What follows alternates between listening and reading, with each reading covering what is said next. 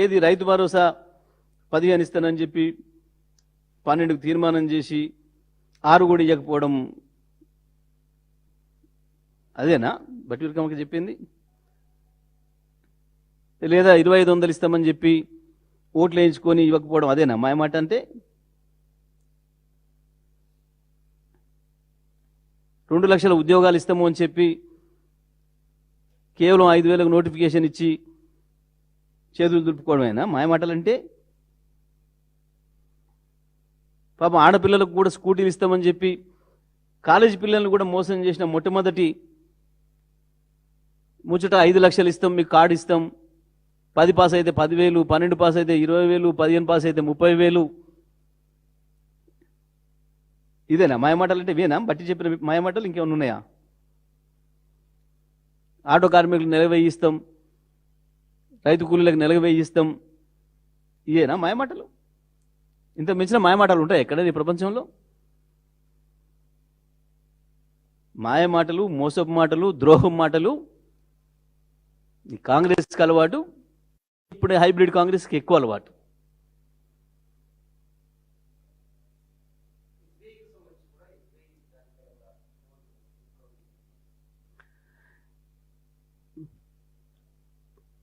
ఒక బ్యాంకుతో కూడా పంచాయతీ పెట్టుకొని ఒక జాతీయ బ్యాంకు మీద కూడా ఆరోపణలు చేసి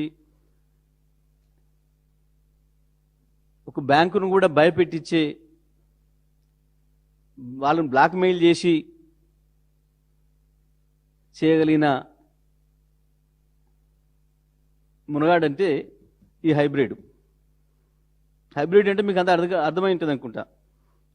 చంద్రబాబు మోడీలా క్రాసింగ్లో వచ్చిన బ్రీడ్ ఇది హైబ్రిడ్ అంటే.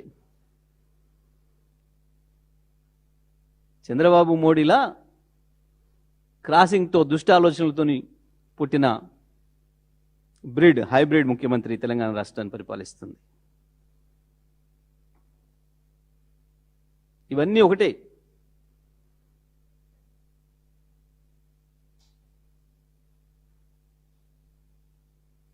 పాపం పైకి ఆ మందబుద్ధి అయిన నాయకత్వంలో ఉన్నాడు కానీ లోపటంతా అటే. బహిరంగంగానే బయటపడుతున్నాడు.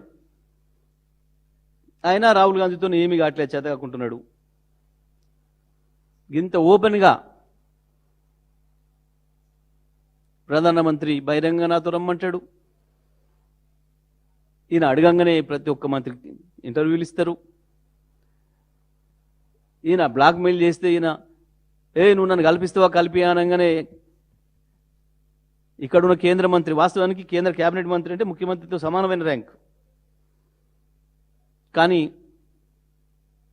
ఈడ తిట్టుకొని పోయి ఢిల్లీలో డ్యూట్లు వాడతారు. అందుకే గాధైర్యంతోనే జాతీయ బ్యాంకును కూడా బ్లాక్మెయిల్ చేయగలుగుతున్నాడు.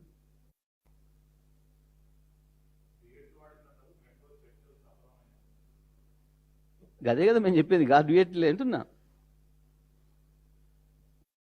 అంటే ఈయన ఆయన అడుగుడు, ఆయన కలిసిపోబడు. గత చరిత్రలో ఎప్పుడైనా చూసిరా మీరు? మొత్తం ఇప్పుడు భారతదేశ చరిత్రలో ఇప్పటి వరకు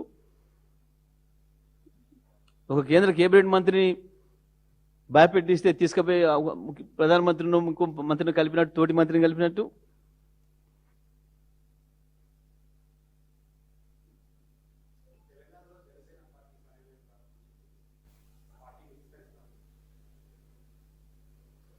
ఎందుకు ఒక్కనే? భారతదేశం అందరూ పెట్టుకోవచ్చు, ప్రపంచం అందరూ పెట్టుకోవచ్చు, మాకేం పెద్దలు లేదు. దాన్ని చూడద్దరు కాదని బ్రహ్మాండం కొత్తగా పెట్టేది ఏంది లేదా ఇంతమందిలకు? అసలు పుట్టినప్పుడే ఇక్కడ పుట్టినామని చెప్పే కదా. మీరంతా మర్చిపోయారా? ఏంది మీరంతా యాదమరుస్తున్నారు? ఆయన బ్రహ్మాండంగా 11 రోజులు నిరాహార దీక్ష తెలంగాణ వచ్చినందుకు అక్కడనే కదా చేసింది, జనసేన పార్టీ ఆఫీసులోనే కదా. 11 రోజులు నిరాహార దీక్ష చేసిన అని చెప్పి ఆనందం లేదు నేను తెలంగాణ వచ్చినందుకు, అమరవీరుల త్యాగాన్ని నిరసనగా అని చెప్పి కదా. ఈ కొత్తగా పెట్టినట్టు ప్రకటించుడేంది, మీరు మీరు మీరు ప్రచారం చేసుడేంది? చాలా ఆశ్చర్యంగా ఉంది.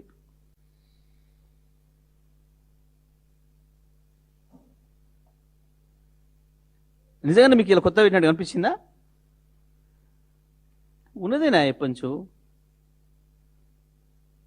ఓటు ఏదో ఉన్నట్టు లేని ఉన్నట్టు సృష్టించి ఉన్నది లేనట్టు ఓ డ్రామా కంపెనీ పెట్టి ఆయన వస్తానంటే ఈయన ఆపిందంటే జోడిస్తే కూడా అప్పుడైంది నాకు అర్థం కాలే. మేమే చెప్తాం ఉద్యమ సందర్భంగా కేసీఆర్ గారే చెప్పిండ్రు, మేము అద్భుతంగా ఉపన్యాసాలు పాటలలో కూడా చెప్పినాం, రావచ్చు పోవచ్చు, రొయ్యలు అమ్ముకోవచ్చు బియ్యం అందుకోవచ్చు అని చెప్తే కొత్తగా వచ్చేదేంది, ఇప్పుడు కొత్తగా పెట్టేదేంది? పుట్టి పెరిగిందే ఈడ, తిన్నదే ఈ తిండి, తాగేది ఈ నీళ్ళు, ఆ శరీరం అంతా నిర్మాణమైంది ఈ తెలంగాణ సొమ్ముతోని. కొత్తగా అయ్యేది కొత్తగా వచ్చేది.